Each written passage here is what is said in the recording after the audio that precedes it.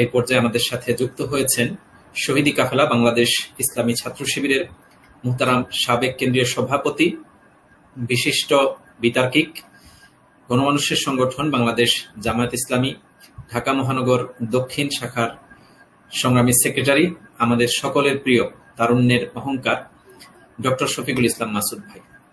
এ পর্যায়ে আমাদের সামনে সমৃদ্ধ বাংলাদেশ গড়তে চাই, মাদক মুক্ত তারুণ্য, এই শীর্ষক আলোচনা নিয়ে আসার জন্য মুহতারাম মেহমানকে সবিনয় অনুরোধ করছি।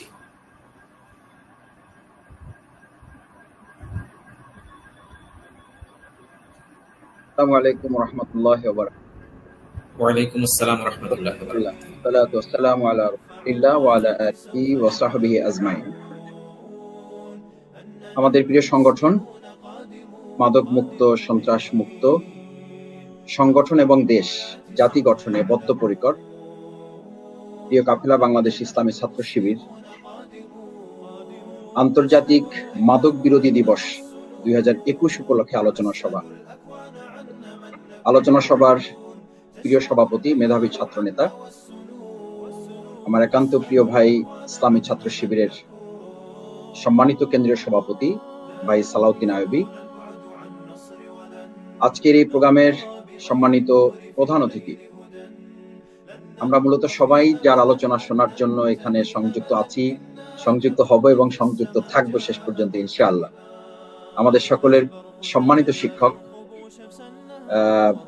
ইসলামী আলোচক জগতের একজন প্রখ্যাত মানুষ সৈয়দ কামালউদ্দিন আব্দুল্লাহ জাফরি, তিনি আমাদের সামনে মূলত আজকের মাদকের যে গুরুত্বপূর্ণ অধ্যায় আছে সেটি নিয়ে শরিয়ার দৃষ্টিভঙ্গি আমাদের সামনে তুলে ধরবেন। ইতিমধ্যে কেন্দ্রীয় সভাপতি গুরুত্বপূর্ণ উদ্বোধনী বক্তব্যের সাথে তার একটি নির্দিষ্ট আলোচনাও কিছু অংশ তিনি বোধহয় আমাদের সামনে উপস্থাপন করেছেন। আমি শুরু থেকেই শোনার চেষ্টা করেছি, আলহামদুলিল্লাহ অনেকগুলো গুরুত্বপূর্ণ তথ্য এবং আলোচনা আমাদের সামনে, আমাদের বিশেষ করে তরুণ প্রজন্মকে নিয়ে চলে এসছে। আমাকে একটি সুনির্দিষ্ট আলোচনা আমাদের সামনে ইতিমধ্যেই সঞ্চালক, ইসলামী ছাত্র শিবিরের সংগ্রামী সেক্রেটারি জেনারেল, মেধাবী ছাত্র নেতা, আমার একান্ত প্রিয় ভাই হাফেজ রাশিদুল ইসলাম নির্দিষ্ট করে দিয়েছেন। সমৃদ্ধ বাংলাদেশ গড়তে চাই, মাদক মুক্ত তারুণ্য। আমি এটার সাথে একটু যুক্ত করি যে শুধু সমৃদ্ধ বাংলাদেশ গড়তেই না, আসলে সবকিছুর জন্য তারুণ্যের প্রয়োজন। তারুণ্যকে নিয়ে আল্লাহ সুবহানাহু ওয়া তাআলা নিজে আলাদা করে এদের জন্য ব্যবস্থাপনা রেখেছেন, তার ইবাদতের জন্য আলাদা করে নির্দেশনা দেওয়া হয়েছে। প্রিয় নবী মুহাম্মদুর রাসূলুল্লাহ সাল্লাল্লাহু আলাইহি ওয়াসাল্লাম আইয়ুহাস শাবাব আলাদা করে যুবক তরুণদেরকে তিনি সম্বোধন করে তাদের জন্য ইসলামী আন্দোলন, দেশ জাতি গঠনে ভূমিকা পালনের বারবার আহ্বান জানিয়েছে। আলহামদুলিল্লাহ সেই তারুণ্যকে কাজে লাগিয়ে মাদক মুক্ত একটা আমরা সমাজ রাষ্ট্র গঠনে সমৃদ্ধ বাংলাদেশ গড়তে এই মাদক মুক্ত তারুণ্য, এটার উপরে আমি আলোচনা করব। এই আলোচনায় সম্পৃক্ত আমাদের ফেসবুক এবং ইউটিউব লাইভে শ্রোতা দর্শক বৃন্দ, আমি আবার আপনাদেরকে আরেকবার একটু সালামের সুযোগ নিচ্ছি। আসসালামু আলাইকুম ওয়া রাহমাতুল্লাহি ওয়া বারাকাতুহু। যারা দেশ থেকে, দেশের বাইরে থেকে, বিভিন্ন জায়গা থেকে সম্পৃক্ত হয়েছেন, পরিবার থেকে সম্পৃক্ত হয়েছেন, অফিস থেকে সম্পৃক্ত হয়েছেন, এটি খুবই ধন্যবাদ দেওয়ার একটা ব্যাপার। ইসলামী ছাত্র শিবির একেবারে প্রাসঙ্গিক, খুব জীবন ঘনিষ্ঠ একটা ব্যাপারের সাথে আজকে ইসলামী ছাত্র শিবির আমাদেরকে সম্পৃক্ত করেছে। কারণ এই ব্যাপারটি হচ্ছে এরকম যে আমরা একটা কথা প্রায় বলে থাকি যে এই মাদক যারা গ্রহণ করেন, যিনি করেন তিনি একজন ব্যক্তি, কিন্তু যিনি এই ড্রাগের সাথে নিজেকে সম্পৃক্ত করেন, drug addiction deprive a family. আজকে পরিবারের জন্য খুবই গুরুত্বপূর্ণ। Deprive a family from all kinds peace and happiness, সব ধরনের শান্তি থেকে, সুখ থেকে, সমৃদ্ধি থেকে আপনাকে বঞ্চিত করবে এই মাদক। একজনই যথেষ্ট, পুরো পরিবার আত্মীয় বর্গের মধ্যে একজনই যথেষ্ট।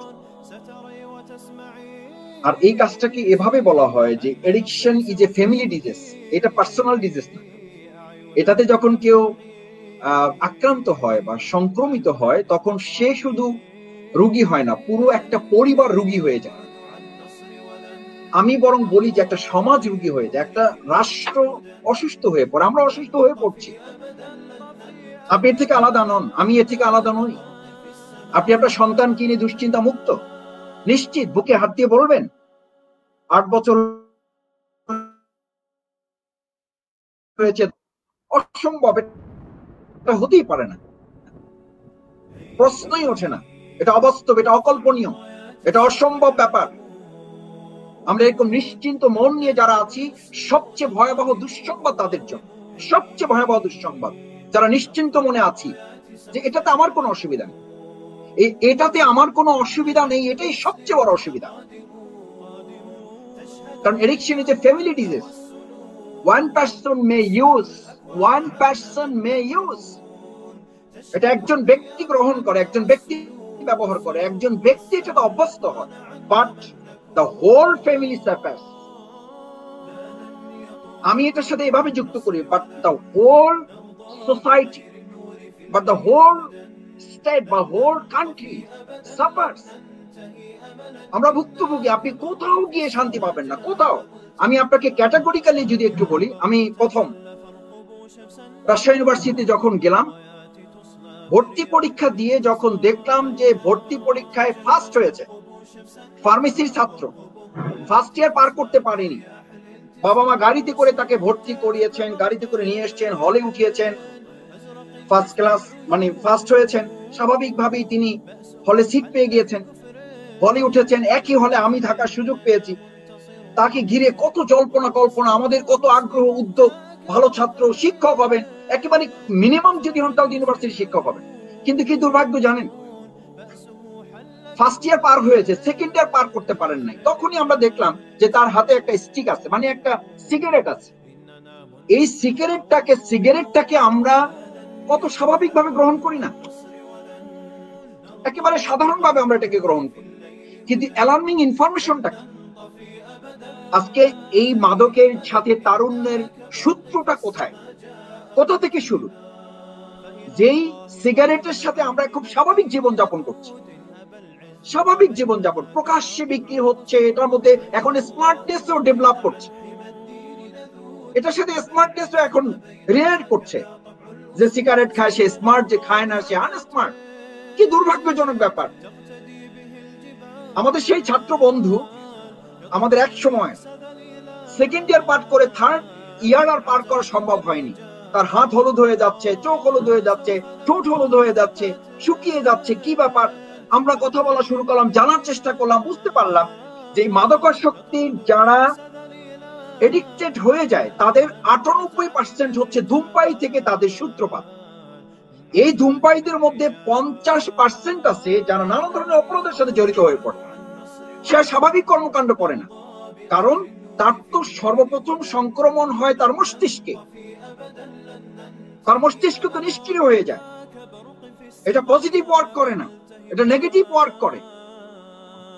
এই নেগেটিভ ওয়ার্কে যখন আপনার মস্তিষ্কটা কাজ করে, সেটার ব্যাপারে দেখেন বিজ্ঞানের থিওরি, ইসলাম তো আছেই, বিজ্ঞানের থিওরিটা সিগারেটের এই যে একটা অ্যাকশন, এটাকে বলা হয় যে 2.5 গুণ বেশি পরিমাণ নিকোটিন, 10 গুণ বেশি কার্বন মনোক্সাইড, যেটা আমাদের মস্তিষ্ককে বিকৃতি ঘটায়, 25 গুণ বেশি টান এবং 125 গুণ বেশি ধোঁয়া সরবরাহ। এরকম একটি সীসা, যে সীসাগুলো এখন হোটেল, মোটেল এবং কোন কোন ক্ষেত্রে ব্যক্তিগত পারিবারিক আয়োজনে এগুলো এখন পাওয়া যাচ্ছে, যেগুলো 100টা সিগারেটের সমান।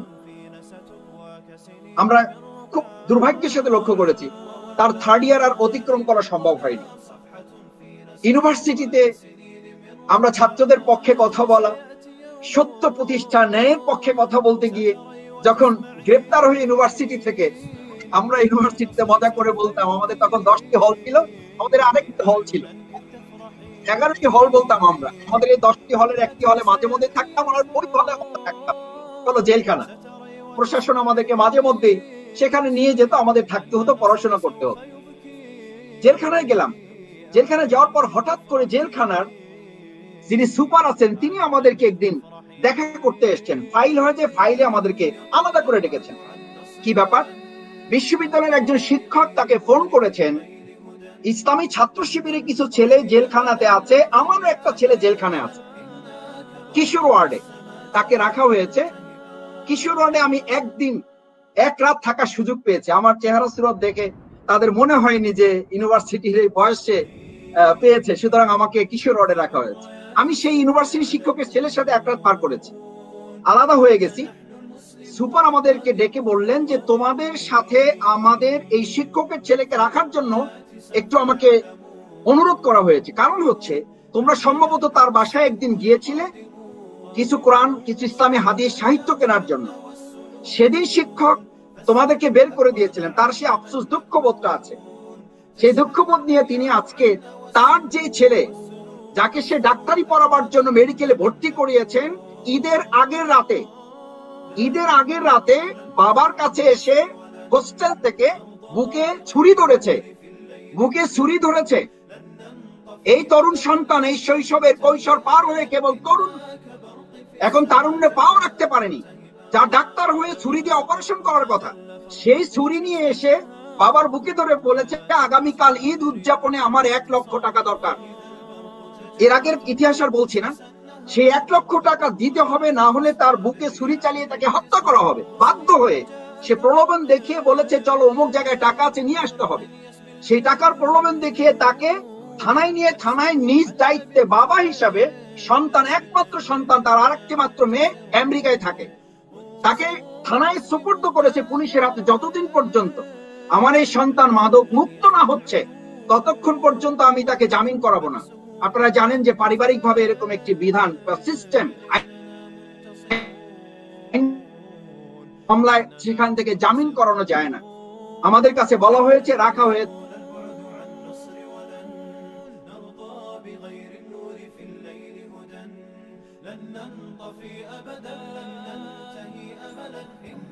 নিশ্চয়তা দিলে তারপর তাকে জামিনে মুক্ত করানো হবে।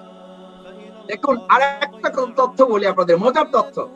যে জেলখানাকে বলা হয়, আমরা যেটাকে বলি সংশোধনাগার, এটাকে জেলখানা বলি না আমরা, বিদেশে উন্নত রাষ্ট্রগুলোতে এটাকে সংশোধনাগার বলা হয়।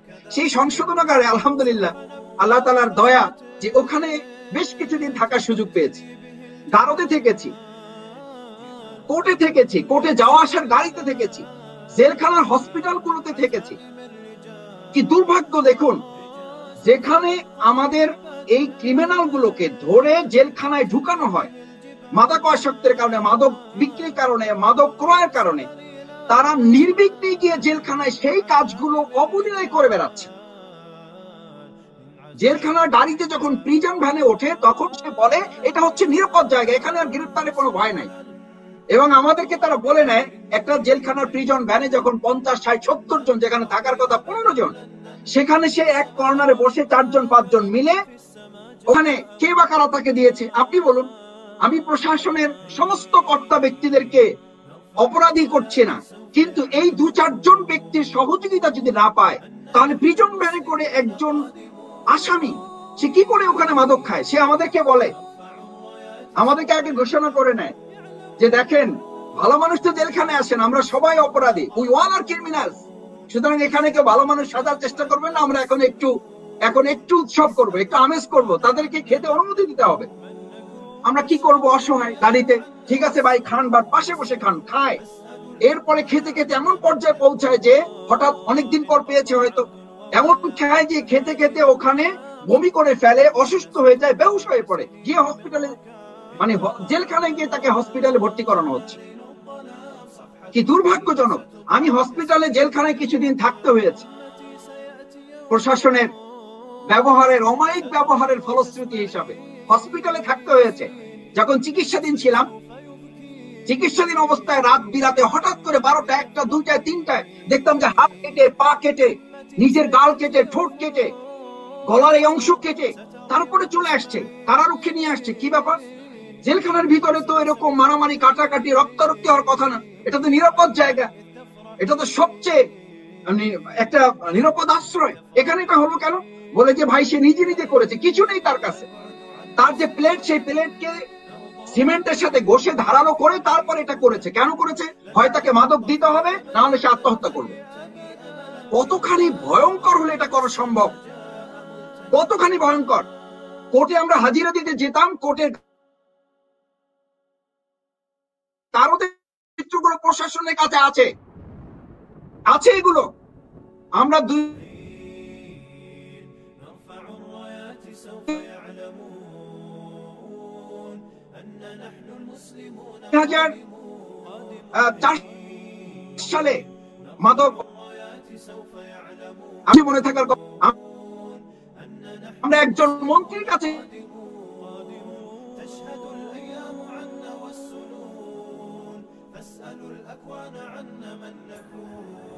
গিয়েছিলাম দিবস, আমরা এই আলোচনা করলাম, অনেক বিদগ্ধ আলোচনা হলো, কোরআন হাদিসের আলোকে আমরা মানুষকে বুঝালাম যেখান থেকে হবে। মন্ত্রী মহোদয়ের কাছে আমরা একটা চিঠি নিয়ে গেলাম যে আপনি আমাদের এই প্রোগ্রামের সমাপনী অনুষ্ঠানে প্রধান অতিথি থাকবেন। আমাদের প্রতি সৌজন্যতা দেখিয়ে হাতের 2 আঙ্গুলের মাঝখানের সিগারেটটা তার ডাস্টবিনের কাছে, যেখানে ডাস্টবিন ওখানে রেখে দিল, রেখে দিয়ে হাসতে হাসতে বলল, মাসুদ কিছু মনে করো না, আমাকে প্রধান অতিথি করবা, আমি নিজেই এগুলোর সাথে সম্পৃক্ত, আমাকে প্রধান অতিথি করে তোমাদের এরকম একটা মহতী অনুষ্ঠান নষ্ট করো না, মহতী অনুষ্ঠান নষ্ট করো না। লজ্জিত বাংলাদেশ, লজ্জিত বাংলাদেশের এই সম্পদ, এই স্বাধীনতা, লজ্জিত বাংলাদেশের এই প্রতিনিধিত্ব, তারুণ্য, এই শৈশব কৈশোর, যাদেরকে নিয়ে এরকম একটা সমৃদ্ধ বাংলাদেশ করার স্বপ্নের কথা যারা সরকারে থেকে বলেন। আমি একটা চমৎকার উদ্ধৃতি আপনাদের বলি, চমৎকার একটা উদ্ধৃতি বলি আপনাদের, জেলখানার এই ক্রিমিনালদের, তারা ক্রিমিনাল আমাদের ভাষায়, আমরা তো ক্রিমিনাল, আমরা বানিয়েছি তাদেরকে, আমাদের রাষ্ট্র পরিচালনার দায়িত্বে তারা আছেন, তারা বানিয়েছে তাদেরকে। আমরা বললাম কেন আপনি এডিক্টেড? বলে যে মাসুদ ভাই আমরা তো ইয়াবা এডিক্টেড, আর আপনারা যারা রাজনীতি করেন, আপনারা যারা এই ক্ষমতার পাগল, আপনারা তো পাওয়ার এডিক্টেড। এটা 2016 সালের শেষ দিকের কথা। আমি শুনে তাজ্জব বনে গিয়েছি, বলছে আমরা তো সামান্য ইয়াবা এডিক্টেড, আমরা তো সামান্য গাঁজা এডিক্টেড, আর আপনারা তো হচ্ছেন পাওয়ার এডিক্টেড। আপনাদের সরকার, এই যে সরকার এখন দেশ চালায়, আমি এই জায়গায় বসে, আমি জেলখানার ভিতরে বসে তার কাছে দেখেছি, তার কাছে ইয়াবা, তার স্ত্রী তাকে ইয়াবা দিয়ে যাচ্ছে প্রশাসনের সহযোগিতায়, তাকে খাবার দিয়ে যায়, খাবার নিতে চায় না, সে বলে আমার ইয়াবা দাও, না হলে আমি জেলখানার ভিতরে আত্মহত্যা করব। জেলখানায় এমন ঘটনা আছে, আলহামদুলিল্লাহ আমাদের প্রশাসন যে একেবারে কোনো উদ্যোগ নিচ্ছে না তা না। স্ত্রী সেখানে আটক হয়েছেন, ইয়াবা নিয়ে দেখা করতে গিয়েছেন, ইয়াবা সহ আটক, ভিতরে ইয়াবা দিতে গিয়েছে, কারণ তার বক্তব্য হচ্ছে আমি এডিক্টেড। আর আমাদের যে সরকার আজকে এই গদিতে বসে আছে, সে তো পাওয়ার এডিক্টেড। এই পাওয়ার এডিক্টেড একটা সরকারকে দিয়ে ইয়াবা এডিকশন আপনি দূর করতে চান, এটা অসম্ভব, এটা হতেই পারে না। আমরা ভোট এডিক্টেড। আজকে আমরা যে সন্তান যারা ইয়াবা এডিক্টেড হচ্ছেন বলে আফসোস করছি, আমাদের সেই সন্তানদের একজনকে আমি জিজ্ঞেস করেছিলাম তুমি ইয়াবা এডিক্টেড কেন?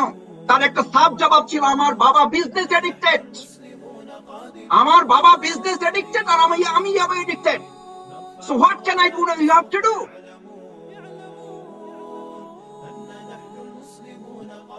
আমার কোনো চিন্তা নাই, আমার কোনো ভাবনা নাই, আমার নৈতিকতা নিয়ে, আমার দুনিয়া নিয়ে, আমার পরকাল নিয়ে কোনো চিন্তা নাই। আর ফেরেন আমার সাথে তার দেখা হয় সপ্তাহে, মাসে 1-2 বার। আমার মা বাইরে কাজ, আমার মা ওয়ার্ক এডিক্টেড। খুব সুন্দর জবাব না? আপনি জবাবের প্রত্যুত্তর কি দেবেন তাকে? সেই সমাজ ব্যবস্থায় আমাদেরকে দেখুন, আমাদের একটা অধিদপ্তর আছে, মাদক অধিদপ্তর, 1990 সালে প্রতিষ্ঠিত হয়ে তারা মৌলিকভাবে 3টা কাজের টার্গেট নির্ধারণ করেছে। টার্গেটটা দেখেন, টার্গেটেই যদি ওই যে আমাদের শহীদ আব্দুল কাদের মোল্লা ভাই একটা কথা বলতেন যে মাসুদ তুমি যদি নদী বা খাল পার হতে গিয়ে টার্গেটই যদি নাও যে কোনোভাবে শুকনায় পড়বা আর কি, তাহলে তুমি যে 1 হাত পানিতে পড়বা তাতে কোনো সন্দেহ নেই, কোনো সন্দেহ নেই তুমি পানিতে পড়বা। আর তুমি যদি কোন রকম টার্গেট করো একটু কাদায় পড়বা, তাহলে তুমি যে 1 হাত পানিতে পড়বা 2 হাত, তাতে কোনো সন্দেহ নাই। আমাদের মাদক অধিদপ্তর, তারা নামই দিয়েছে মাদক নিয়ন্ত্রণ অধিদপ্তর। নিয়ন্ত্রণ মানে কি? এটা থাকবে। নিয়ন্ত্রণ কি? ট্রাফিক নিয়ন্ত্রণ, মাদক নিয়ন্ত্রণ। ট্রাফিক তো এটা নিয়ন্ত্রণ করে, গাড়িগুলো থাকবে, নিয়ন্ত্রণ করে। মাদক নিয়ন্ত্রণ অধিদপ্তর, মাদক থাকবে, এটা নিয়ন্ত্রিত হবে, প্রয়োজনীয় লোকদের কাছে এটা যাবে।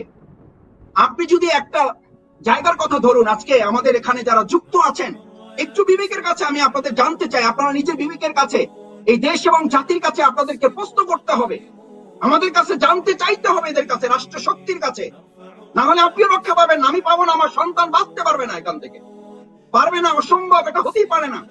আপনি একটা জমি চাষ করে যদি সেখানে সিদ্ধান্ত নেন নিয়ন্ত্রণ, নিয়ন্ত্রণটা কেমন বুঝার জন্য দেখুন, একটা জমিতে যদি আপনি সেখানে ফসল ফলান, ফসলের সাথে কিছু আগাছা হয়, হবে না? আপনি আগাছা কিন্তু নির্মূল করেছেন, আগাছা দমন করেছেন, 3 বার চাষ দিয়ে ওটাকে ফ্রেশ ফসলের উপযুক্ত করেছেন, তারপর সেখানে আপনি ফসল ফলিয়েছেন, এর সাথে কিছু আগাছা হয়েছে। এখন আপনি সিদ্ধান্ত নিলেন আগাছার মূলোৎপাটন হবে না, নির্মূল হবে না, আগাছা নিয়ন্ত্রণ হবে। আপনি বলুন, এই নিয়ন্ত্রিত অবস্থায় এর উপর আপনি সার দিলেন, এর উপর আপনি ওষুধ দিলেন, এর উপর আপনি আরো আপনার চেষ্টা প্রচেষ্টা বিনিয়োগ করলেন, আপনার শরীরের ঘাম ঝরালেন, 3 মাস পরে গিয়ে ওই জমিতে আপনি কি পাবেন? বাস্তবতা কি বলে, প্রকৃতির নিয়মটা কি?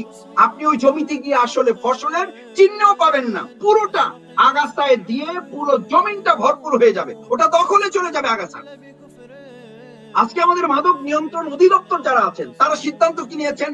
1 নম্বর সিদ্ধান্ত দেখেন, প্রথম সিদ্ধান্ত তারা নিয়েছেন ডিমান্ড রিডাকশন, চাহিদাকে নিয়ন্ত্রণ করবেন, চাহিদা হ্রাস করবেন, শেষ করবেন না, চাহিদা হ্রাস। First demand reduction. Second supply reduction, সরবরাহ নিয়ন্ত্রণ করবেন। কি দুর্ভাগ্যজনক কথা। এরপরে তারা ক্ষতি হ্রাস, হার্ম রিডাকশন, ক্ষতিটা কমিয়ে নিয়ে আসা। হয়তো প্রশ্ন উঠবে, একসাথে সব শেষ করা যাবে? টার্গেটটাই যদি শেষ না করা হয়, তাহলে আপনি ওই জায়গায় তো পৌঁছতে পারবেন না। এটা তো জ্যামিতিক হারছে। আমাদের দেশ যখন স্বাধীন হয় তখন 0.5%, আজকে সেটা এই 2021 সালে এসে এখন এই অবস্থায় এসে 10% দাঁড়িয়েছে, 10%। এবং সেটা গাণিতিক হারে না, জ্যামিতিক হারে এই পর্যায়ে এসে আমরা ঠেকেছি। কেন ঠেকেছি? এই জায়গায় এসে আমাদের এমন অবস্থা তৈরি হয়েছে যে 1998 সালে আপনাদের একটা ট্র্যাজেডি মনে থাকার কথা, 14 এপ্রিল গাইবান্ধা ট্র্যাজেডি। এবং এখানে একটা মজার ব্যাপার আছে যে শুধু মাদক কি নাই, মাদককে আবার ভেজাল যুক্ত মাদক, যে ভেজাল যুক্ত মাদক খেয়ে আপনি প্রায় শুনবেন অমুক জায়গায় অনুষ্ঠান করতে গিয়ে বৈশাখী পয়লা বৈশাখ উৎসব, অমুক উৎসব তমুক উৎসব করতে গিয়ে সেখানে আমাদের এক হিসাবে, সরকারি হিসাবে 47 জন মারা গেছে, 150 অধিক কার্যকর কোনো ব্যবস্থা নেওয়া হয় নাই। ওই এলাকাবাসী, গাইবান্ধার এলাকাবাসী তখন উত্তর আন্দোলন শুরু করে, একজন ব্যক্তিকে গ্রেপ্তার করা হয়। এটা খুব রাজনৈতিক ইস্যু না, আমি আপনাদের বিনয়ের সাথে বলি, এটা রাজনৈতিক ইস্যু নয়। তখন একজন ব্যক্তিকে গ্রেপ্তার করা হয়, সেই ব্যক্তির নাম ছিল রবীন্দ্রনাথ সরকার। তাকে থানায় নেওয়া হয়, পত্রিকার পাতা খুললে এখনো আপনি পাবেন, তাকে থানায় নেওয়া হয়। শক্তিশালী প্রভাবশালী মহলের ইঙ্গিতে, তাদের তৎপরতায় তাকে তাৎক্ষণিকভাবে থানা থেকে ছাড়িয়ে নিয়েছে, পার্শ্ববর্তী রাষ্ট্রে তাকে চালান করে দেওয়া হয়। তিনি পার্শ্ববর্তী রাষ্ট্রে চলে গেলেন। মাদকের উৎস কোথায়? একটু আগে আলোচনায় আমাদের সম্মানিত কেন্দ্রীয় সভাপতি বলেছেন, মাদকের কোন উৎপাদন বাংলাদেশে নেই, শুধুমাত্র ঔষধ প্রক্রিয়ার সাথে আছে, যদিও ইসলাম সেটাকে অ্যালাউ করে না। প্রিয় নবী মুহাম্মদ রাসূলুল্লাহ সাল্লাল্লাহু আলাইহি সাল্লাম পরিষ্কার ঘোষণা করেছেন, ওষুধের জন্য এটা কোনো ব্যাপারই নয়, বরং এটা আরেকটা অসুখ। এই মরফিন, প্যাথেটিন, এটা আরেকটা অসুখ, এটা আমাদের কোনো দাওয়া নয়, বরং এটা আরেকটা ডিজিজ। আমাদের মুসলিম বিজ্ঞানীরা আলহামদুলিল্লাহ বিপরীত ঔষধ আবিষ্কার করে মুসলিম উম্মাহকে এখান থেকে মুক্তি দিয়েছেন। আমরা সেই মুক্তিকে উল্লেখ করিনি। মুসলিম উম্মাহর সেই বিজ্ঞানীদের সেই অ্যাক্টিভিটিসকে, তাদের সেই ইনভেনশনকে, তাদের সেই আবিষ্কারকে আমরা সেলিউট করতে পারি নাই, বরং আমরা এটার মধ্যেই থাকতে চেয়েছি। সে কারণে আজকে পুরো সমাজ এবং রাষ্ট্র এই কাঠামোটাকে ধরে আমাদের এই সামান্য দুর্বলতা চিত্রটাকে শুই আজকে ফাল হয়েছে। এটা এই ফালে আমরা নিজেরা পড়ে গিয়েছি, কারণ এই জায়গা থেকে আমাদের বের হওয়ার জন্য আমরা আসতে পারি নাই। আমি আপনাদেরকে শেষের দিকে এসে যে কয়েকটি কথা একটু মৌলিকভাবে বলতে চাই। এটা হচ্ছে কেন? হচ্ছে আমাদের সঙ্গী সাথী যারা জেলখানায়, আমরা প্রতিদিন সকালবেলা হাঁটার জন্য একটু অনুমতি পেতাম শারীরিক কারণে, বের হয়ে দেখতাম যে এখন থেকে 7 দিন আগে যে এসেছিল সে 7 দিন পরে জামিন নিয়ে আবার এসেছে। প্রতিদিন কেরানীগঞ্জ অথবা আমাদের কাশিমপুর যেখানে আমরা থাকতাম, দেখতাম যে প্রতিদিন 400 থেকে 450, 500 আসামি। আমরা ভাবতাম যে এত আসামি প্রতিদিন কোথা থেকে আসে, এরা কারা? একই আসামি ঘুরে ফিরে 7 দিন, 10 দিন, 15 দিন পর পর তারা আসছেন এবং এই কাজগুলোর সাথে তারা যুক্ত। ইভেন শুনলে আপনি অবাক হবেন যে তার ভিতরে জামিন হয়ে তারপর সে বের হতে চায় না, কারণ এই ব্যবসাটা সে ভিতরে চালু রেখেছে। ভিতরে ব্যবসা করার জন্য সে যাচ্ছে, ভিতরে তার কাস্টমার আছে। যেই জামাটার দাম বাইরে 200 টাকা, সেটার দাম সেখানে 2000 টাকা, তার কয়েক গুণ প্রফিট। স্বাভাবিকভাবে সে সেই বিজনেসের সাথে সেখানে কিছুদিন জেল খাটতে হলে সরকারি আয় থাকবে, খাবে, ব্যবসা করে আবার সেখান থেকে প্রয়োজন মতো বেরিয়ে। একজন আমাকে হাসতে হাসতে বললো যে মাসুদ ভাই, এখানে আমাদের প্রশাসন ধরে আনে না, প্রশাসনের সাথে লাইন করে আমরা ভিতরে আসার জন্য উদ্যোগ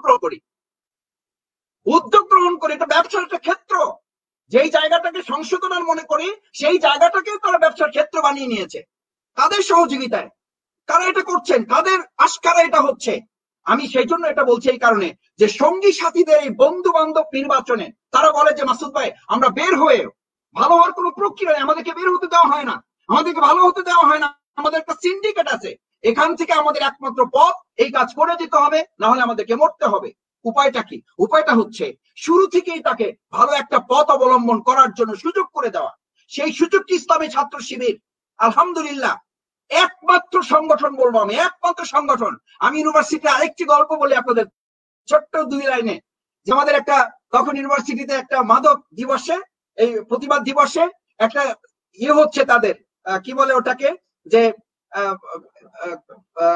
এটাকে আমরা বলি যে তাদের একটা প্রোগ্রাম হচ্ছে আর কি, কালচারাল অনুষ্ঠান হচ্ছে, যে মাদক প্রতিবাদ করার জন্য, মাদকের বিরোধিতা করার জন্য, মাদক হ্রাস করার জন্য, মাদক নির্মূল করার জন্য। তো একজন এসে আমাকে বলছে যে মাসুদ ভাই, আজকে এখানে যারা শিল্পী আসছেন তাদের মধ্যে কয়েকজন আগে খেয়ে উঠেছেন এবং কন্ট্যাক্ট ছিল যে মাদকের এই প্রতিবাদী গান শেষ করে তাদেরকে মাদক দিলে তারা এই প্রোগ্রাম করবেন, নাহলে করবেন না, কারণ তাদের এটা সিস্টেম। আপনি কি দুর্ভাগ্যজনক একটা দেশ আমরা এখন, যে যারা মাদকের লালন পালন করেন তাদের বক্তব্য দিয়ে আপনি এই জাতিকে কি করে ভালো করবেন? ইসলামী ছাত্র শিবির, বাংলাদেশ জামাত ইসলামী, আমরা আলহামদুলিল্লাহ একটা লিফলেট তৈরি করেছি, মানুষকে সতর্ক করছি, মানুষকে এইখান থেকে বাঁচার জন্য আহ্বান করছি, চেষ্টা করছি। আমরা নিজেরা আমাদের পারিবারিক পরিসরে আলোচনা করে এখান থেকে বাঁচার উপায় বের করছি। ধূমপানের অভ্যাস আলহামদুলিল্লাহ আমরা জিরো টলারেন্স, যেটা চিন্তাও করা যাবে না বাংলাদেশের পরিসরে, এটা অভাবনীয় একটা ব্যাপার। সেই জায়গায় আমরা এটা করছি, এটা কৌতূহল থেকে এটা করছে, ডিপ্রেশন থেকে করছে। আল্লাহ তাআলা সূরা হাদীদের 20, 21, 22 নম্বর আয়াতে কত চমৎকার করে বলেছেন, লিকাইলা তাসাউ আলা মা ফাতাকুম। এই মেসেজ যদি আমাদের যুবকদের কাছে থাকতো, দিতে পারতাম, একাডেমিক্যালি যদি দিতে পারতাম, তাহলে কত সুন্দর হতো যে সে জানতে পারতো লিকাইলা তাসাউ আলা মা ফাতাকুম। আমার কোন হতাশা আমাকে অন্যায় কাজের দিকে ধাবিত করতে পারে না। একজন ইমানদার হতাশই হতে পারে না। ওয়ালা তাজাস ওয়ালা তাহিনু, এটা তার জন্য জায়েজ নেই, বৈধ নয়। এই কথা তো আমরা জানাতেই পারি নাই, তাকে তো এটা তো শেখাতেই পারি নাই, এটা তো তাকে আমরা বুঝাতেই পারি নাই, এটা ব্যর্থ আমরা রাষ্ট্রীয়ভাবে ব্যর্থ। আপনি সফল একটা মাদক মুক্ত যুব সমাজ, তারুণ্য আশা করেন, এটা আকাশ কুসুম কল্পনা। তারপর আমরা কি থেমে যাব? আমরা থেমে যাব না। সেই থেমে যাওয়ার জায়গা থেকেই আমি আপনাদেরকে বলছি যে প্রতিকূল পারিবারিক পরিস্থিতি, পরিবারগুলো ভেঙে যাচ্ছে, পারিবারিক কোন সিস্টেম আমাদের থাকছে না। সেই জায়গা থেকে ধর্মীয় নৈতিক মূল্যবোধের কথা বলতে চান না। আমাদের খুব বড় বড় আলোচকদের আমি আলোচনা ইউটিউবে শোনার চেষ্টা করেছি। এই মাদক দিবস উপলক্ষে আমি গত সপ্তাহখানেক বেশ কয়েকটা ইউটিউবের আলোচনা আমি শুনেছি। একটা ইউটিউবের আলোচনা আমি কারো মুখ থেকে শুনলাম না যে ইসলামের কথা তারা বলেছে, অথচ ইসলামী অনুশাসন ব্যতি রেখে এই মাদক মুক্ত ব্যক্তি, পরিবার, সমাজ, রাষ্ট্র গঠন অবাস্তব, অসম্ভব, দুরূহ ব্যাপার। এটা হতেই পারে না, প্রশ্নই ওঠে না। একাডেমিক্যালি যদি তাকে ইসলামী অনুশাসন মেনে চলার জন্য প্রস্তুত না করা হয়, তাহলে এটা সে কখনোই এই বাস্তবতা সে মেনে নেবে না। কারণ তাকে তো পাহারাদারি করবেন আপনি বেডরুমে না, তার বেডরুমে পাহারাদারি তো ইয়া আইয়ুহাল ইনসান মা গররাকা বিরাব্বিকাল কারীম, তোমার এই ধ্বংসের যথাকলে মহান প্রভু থেকে তোমাকে কে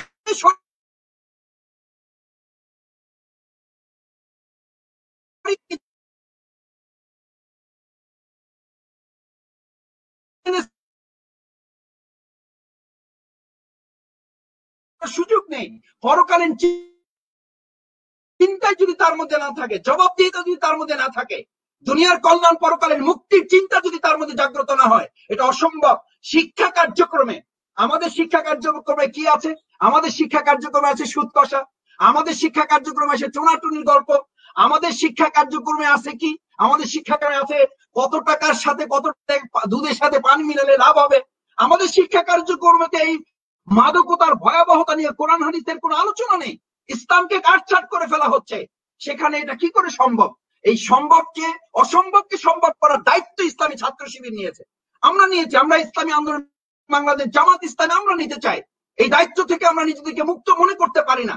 সেই জন্য আমি আপনাদের অনুরোধ করতে চাই, আজকে যারা এখানে যুক্ত আছেন প্রত্যেকের জায়গা থেকে আমাদেরকে দায়িত্ব নিতে হবে যে drug addiction deprive a family, এটা একটা পরিবারকে from all kinds of peace and happiness. আপনার সব গাড়ি বাড়ি সব থাকবে, কিন্তু আপনি সুখ শান্তি থেকে দুনিয়াতে বঞ্চিত হয়ে যাবে শুধুমাত্র এই একটা ভয়াবহ ভয়াল থাবার কারণে। সেই থাবাকে আমি শেষ দুটো লাইন দিয়ে আমার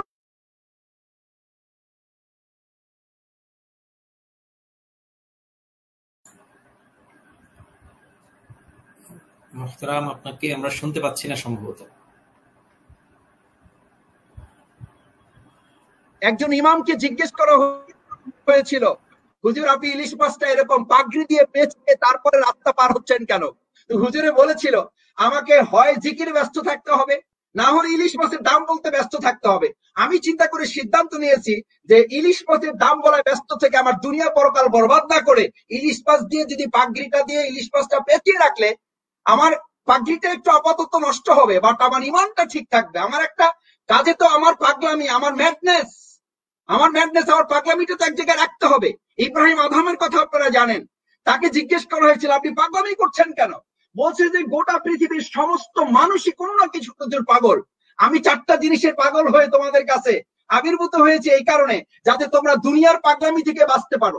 তখন সে খুব উদ্বেগের সাথে উৎকণ্ঠার সাথে চারটা পাগলামির কথা তাদেরকে তুলে ধরেছিল, যে আমার পাগলামি হচ্ছে বলখের রাজা, আপনারা জানেন ইব্রাহিম আদম, সে রাজ্য ছেড়ে দিনের বেলা বনভূমিতে থাকতো, রাত্রিবেলা জঙ্গলে থাকতো, এবং তাকে জিজ্ঞেস করলে বলতো ফালা আদরি মা যা ইউখাতিবুনি, ফালা আদরি মা যা ইউখাতিবুনি। আমার পাগলামিটা, আমার ম্যাডনেস, আমার আসক্তিটা হচ্ছে আমি জানি না আমার যখন মৃত্যুর সময় আসবে ফেরেশতা আমাকে কি বলে সম্বোধন করবে, আমাকে কি পাপাত্মা নাকি পুণ্যাত্মা বলে সম্বোধন করবে, আমাকে পাপিষ্ঠ বলে নাকি পুণ্যবান বলে সম্বোধন করবে, যার উপর ভিত্তি করে আমার জান্নাত জাহান্নাম নির্ধারিত হবে। আমি সেটা নিয়ে আসক্তিতে আছি। আমার দ্বিতীয় আসক্তি আছে ফালা আদরি উজিবু আম লা উজিব, আমি জানি না আমার যখন মৃত্যু হবে, আমাকে যখন কবরে রাখা হবে, তখন আমাকে যে প্রশ্ন করা হবে সেই প্রশ্নের জবাব দিতে আমার মহান আল্লাহ আমাকে সাহায্য করবেন, আমি কি তার জবাব দিতে পারবো? আমার আসক্তিটা হচ্ছে তাই নিয়ে। তোমার রাজ্য দিয়ে কি করব? তুমি রাজ্য নিয়ে আসক্তিতে আসো, আমি আমার এই প্রশ্নের উত্তর নিয়ে আসক্তিতে আসি। আমার 3 নম্বর আসক্তি হচ্ছে ফালা আদরি মিন আইয়িল ফারিকাইন, কিয়ামতের দিন দুটো সারি হবে, দুটো মিছিল, দুটো রাস্তা হবে। এক রাস্তার মানুষদেরকে ফাআম্মা মান উতিয়া কিতাবাহু বিয়ামিনিহি, তার আমলনামা ডান হাতে দেওয়া হবে, আরেক দলকে তার আমলনামা বাম হাতে দেওয়া হবে। আমি জানি না আমাকে কোন কাতারে শামিল করা হবে। সুতরাং আমি কি করে এই আসক্তি থেকে মুক্তি পাবো, এই দুশ্চিন্তা থেকে আমি মুক্ত হব, আমি টেনশন ফ্রি হয়ে কি করে স্বাভাবিক জীবন যাপন করব? আমি তো এটা নিয়ে ম্যাডনেস অবস্থায় আছি, এটা নিয়ে পাগল অবস্থায় আছি। আমাকে তোমরা পাগল বলতে পারো, কোনো অসুবিধা নেই, কারণ তিনি তখন রাসূল সাল্লাল্লাহু আলাইহি ওয়াসাল্লামের হাদিসটি উল্লেখ করেছেন, আকসারু যাকারাল্লাহ হাত্তা ইয়াকুলু মাজদুন, হাত্তা ইয়াকুলু মাজদুন।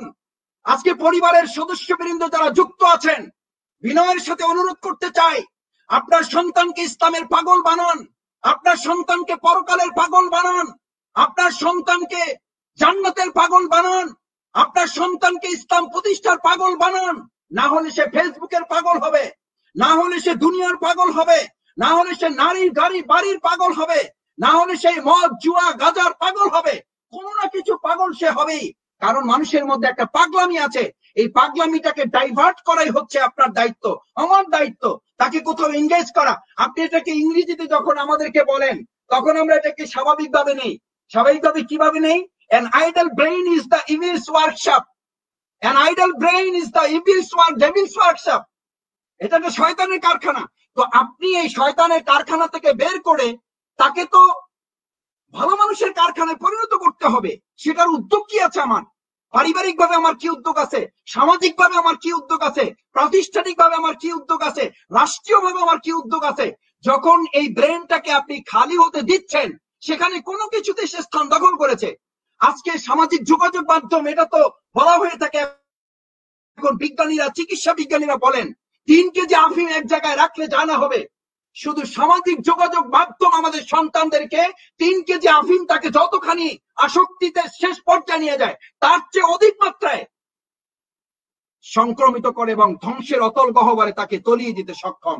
সেই আফিমের চেয়ে ধ্বংসাত্মক সামাজিক যোগাযোগ মাধ্যম, ডিভাইসের আসক্তি আমাদের প্রজন্মকে আজকে শেষ করে ফেলছে।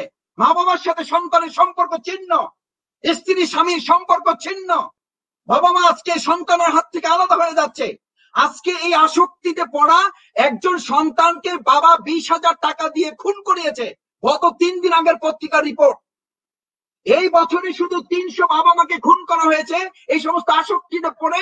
সন্তানরা তার বাবা মাকে হত্যা করেছে। প্রস্তুতি গ্রহণ করুন বাবা মায়েরা, প্রস্তুতি গ্রহণ করুন নিজ সন্তানের হাতে খুন হওয়ার জন্য। যদি এখান থেকে মুক্তি চান, বাবা মা হত্যা করছে সন্তানকে, স্ত্রী হত্যা করছে স্বামীকে, স্বামী খুন করাচ্ছে তার স্ত্রীকে, এই আসক্তি থেকে বাঁচার জন্য অথবা বাঁচানোর জন্য, কারণ তার হাতে আর কোনো পথ নেই। আসুন আমরা আমাদের এই ভয়াল এক চিত্রের বর্ণনা যখন শুনছি, মুক্তির উপায় কি? মুক্তির উপায় একমাত্র গ্যারান্টি হচ্ছে গুড প্যারেন্টার্স। গুড প্যারেন্টার্স আমাদের পারিবারিক পরিমণ্ডলে নিজেদের একটা পরিসর গড়ে তোলা, ডেভেলপিং হাই মোরাল ভ্যালুস। এটা ছাড়া কোনো উপায় নেই। A man with career without character is more dangerous than a lion. আজকে সবচেয়ে উচ্চ শিক্ষিতরা, বিশ্ববিদ্যালয়গুলো হচ্ছে ড্রাগের সবচেয়ে বড় আখড়া। আমাদের গত 3 বছরের পত্রিকা রিপোর্টে দেখা যায় যে 2000 পিস, 3000 পিস একজন ছাত্র তাকে পিস নিয়ে, ইয়াবা পিস নিয়ে সে আটক। তার মানে কি এই 2000 পিস কি সে খাওয়ার জন্য কিনেছে? সে শুধু খায় না, সে বিক্রি করে, সে অন্যের কাছে পৌঁছায়। আল্লাহ রাসূল সাল্লাল্লাহু আলাইহি সাল্লাম এই ইয়াবা, এই মাদকের সাথে 10 শ্রেণীর ব্যক্তিকে জাহান্নামী বলেছেন। কেন? কারণ এটার সাথে দূর থেকেও তারা সম্পৃক্ত থাকবেন। তাদেরকে আল্লাহ রাসূল সাল্লাল্লাহু আলাইহি ওয়াসাল্লাম সতর্কর অংশ হিসাবে এই গুরুত্বপূর্ণ নসিহত পেশ করেছেন। সুতরাং আমাদের দায়িত্ব হচ্ছে ডেভেলপিং হাই মোরাল ভ্যালুস। যদি এটা আপনি না করতে পারেন, আমরা যদি শুধু তাকে ক্যারিয়ার সম্পন্ন করি, এ ম্যান উইথ ক্যারিয়ার, আজকে পাশ্চাত্য সভ্যতার দাবি, পাশ্চাত্য সভ্যতার স্লোগান এটা, a man with career is without character. এই উইদাউট ক্যারেক্টার মানে কি? এই উইদাউট ক্যারেক্টার মানে তার মধ্যে কোরআন নেই, তার মধ্যে হাদিস নেই, তার মধ্যে ইসলাম নেই, তার মোকালের জবাবদিহিতা নেই, তার মধ্যে আল্লাহ রাসূল সাল্লাল্লাহু আলাইহি ওয়াসাল্লামের কোনো চর্চা নেই, ইসলামিক জ্ঞান তাকে পরিচর্যা দেওয়া হয় না, রাষ্ট্রীয়ভাবে তাকে কোনো ডোনেট করা হয় না, রাষ্ট্রীয়ভাবে তাকে প্রমোট করা হয় না, বরং তাকে ডিপ্রাইভ করা হয়। সেরকম একটা রাষ্ট্রে আপনি কি করে আশা করেন যে আমাদের এরকম তরুণ প্রজন্ম হবে? ক্লোজ গাইডেন্স, আমাদের একদম কাছে থেকে তাদেরকে মনিটরিং করা, এর সাথে practising religion to fill up spiritual needs. আমাদের এই আধ্যাত্মিক জায়গাগুলোতে স্পিরিচুয়াল পাওয়ার ডেভেলপ করার ক্ষেত্রে তাদের কাছাকাছি আমাদের পৌঁছতে না পারলে এই তারুণ্য আমরা তৈরি করতে পারবো না। এর সাথে অ্যাওয়ারনেস অ্যাবাউট প্রেশার, আমরা যে এই মানে একজনকে সচেতন করা, এই জায়গাটা আমাদের গ্রোয়িং চিলড্রেন একেবারে শৈশব থেকে আমাদেরকে তাদের টার্গেট নিয়ে কাজ করা। আলহামদুলিল্লাহ ইসলামী ছাত্র শিবির সেই কাজ করছে। অভিভাবক মন্ডলী যারা যুক্ত আছেন, আমাদের তরুণ সন্তান যারা যুক্ত আছেন, আমাদের শৈশব কৈশোরের ছোট্ট সোনামণিরা এখানে যারা যুক্ত হয়েছে, স্কুল কলেজ গোয়িং ইউনিভার্সিটি, তোমাদের মাথায় রাখতে হবে চকলেটের মতো করে আগামী দিনে 5 টাকা 10 টাকা দামে তোমাদের হাতে পকেটে পৌঁছে দেওয়া হবে। অনলাইনে আজকে এলএসডি এগুলো আমাদের হাতে পৌঁছে দেওয়া হচ্ছে, আহ্বান জানানো হচ্ছে অমুক জায়গায় গোপনে। আগে প্রকাশ্যে এগুলো লজ্জা আমরা করতে পারতাম না, এখন তুমি ঘরে বসে এগুলো পেয়ে যাবে। দরজা আটকানো অবস্থায় দরজার নিচ দিয়ে তোমার কাছে পৌঁছে দেওয়া হবে। এত সহজলভ্য এই জগতে বেঁচে থাকার একমাত্র পথই হচ্ছে আমার কাছে আমার আল্লাহর জবাবদিহিতা। দুনিয়ার সময় আমার এই কলবের নফস, আমার নফস যদি নষ্ট হয়ে যায়, সবচেয়ে বড় ক্ষতিকর দিক হচ্ছে এটা আমাকে শেষ করে দেয়, আমার ব্রেনটাকে নিষ্ক্রিয় করে দেয়, আমাকে বিকলাঙ্গ করে দেবে, আমাকে পুরুষত্বহীন করে ফেলবে, আমার সমস্ত শারীরিক চাহিদাকে বিনষ্ট করে ফেলবে, পরিবার ব্যবস্থা ভেঙে যাবে, স্বামী স্ত্রী হক আদায় করতে পারবে না, স্ত্রী স্বামী সম্পর্ক রক্ষা করতে পারবে না। এরকম দুনিয়ার স্বার্থ চিন্তা করে পরকালীন মুক্তির নিশ্চয়তা নিজের কাছে নিজেকে তৈরি করার জন্য এই কার্যকরী উদ্যোগ যদি তাদের মধ্যে তৈরি করা যায়, তাহলেই কেবলমাত্র গুড কমিউনিকেশন, আমরা তাদের সাথে তাদের সম্পর্ক তৈরি করে তাদেরকে এগিয়ে নিয়ে আসতে পারলেই কেবলমাত্র আমরা পারবো এরকম মাদক মুক্ত তারুণ্য, আর সেই মাদক মুক্ত তারুণ্য দিয়ে একটা সমৃদ্ধ বাংলাদেশ গড়তে আলহামদুলিল্লাহ আমি নিশ্চিত, যেহেতু সমৃদ্ধ ইসলামী ছাত্র শিবির আমরা গড়তে পেরেছি, মাদক মুক্ত করে একটা সমৃদ্ধ ইসলামী ছাত্র শিবির তৈরি হয়েছে, মাদক মুক্ত করে একটা তারুণ্যের জায়গা বাংলাদেশ জামাত ইসলামী যেহেতু তৈরি করতে পেরেছে, ইনশাআল্লাহ আল্লাহর উপরে ভরসা করে আমরা আপনাদেরকে এই কমিটমেন্ট দিচ্ছি, আপনাদের সাহায্য সহযোগিতা এবং সব ধরনের দোয়া ভালোবাসা আন্তরিকতা নিয়ে আগামী দিনে আমরা মাদক মুক্ত একটা বাংলাদেশ গড়ে সমৃদ্ধ একটা বাংলাদেশও আমরা করতে পারবো। সেই প্রত্যাশায় আপনাদের সামগ্রিক দোয়া ভালোবাসা আন্তরিকতা এবং সহযোগিতা কামনা করে